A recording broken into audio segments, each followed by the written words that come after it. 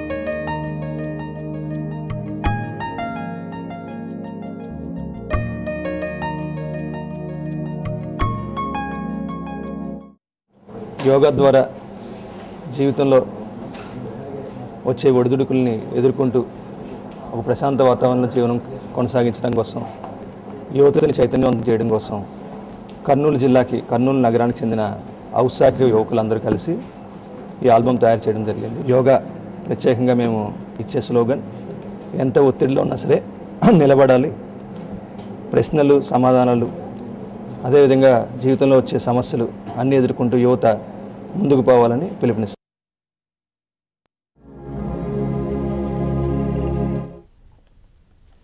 ఇండియాకు ఎన్ఎస్జీలో